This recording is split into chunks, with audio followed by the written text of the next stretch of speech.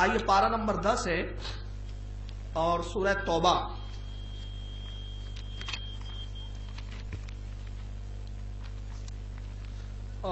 توبہ کی یہ ہے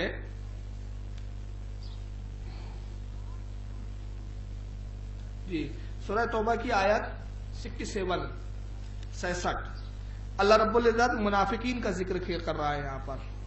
المنافقون والمنافقات بعضهم من بعض یامرون بالمنکر وینہون عن المعروف ویقبضون ایدیہم نسوا اللہ فنسیہم.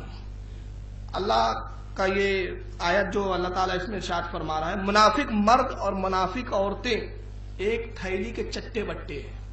منافق مرد اور منافق عورتیں ایک تھیلی کے چٹے بٹے ہیں. برائی کا حکم دے اور بھلائی سے منع کرے اور اپنی مٹھی بند رکھے. مٹھی بند رکھنے سے یہاں مراد کیا ہے؟ کنجوس، خرچ نہ کرے. اب اس کے بعد جو آیت ہے نسوا اللہ فنسیہم، اب اس کا ترجمہ دوسرے حضرات کیا کر رہے ہیں؟ اور وہ اللہ کو چھوڑ بیٹھے تو اللہ نے محمود الحسن صاحب کہتے ہیں بھول گئے اللہ کو، وہ بھول گیا ان کو. بھولنا عیب ہے، بھولنا کیا ہے؟ عیب ہے، اور اللہ تعالیٰ عیب سے پاک ہے. تو یہ اللہ کو بھول گیا اور اللہ ان کو بھول گیا، تو مطلب معاذ اللہ ثم معاذ اللہ کو کیا انہوں نے انسان سمجھا کہ جو بھول بھی جاتا ہے، کچھ اگر یاد رکھتا ہے اور کچھ بھول جاتا ہے. وہ اللہ کو بھولے تو اللہ نے ان کو بھلا دیا. جلندھری صاحب کہتے ہیں انہوں نے خدا کو بھلا دیا تو خدا نے بھی ان کو بھلا دیا. عبد الماجد دریابادی لکھتے ہیں کہ انہوں نے اللہ کو بھلا دیا سو اس نے انہیں بھلا دیا.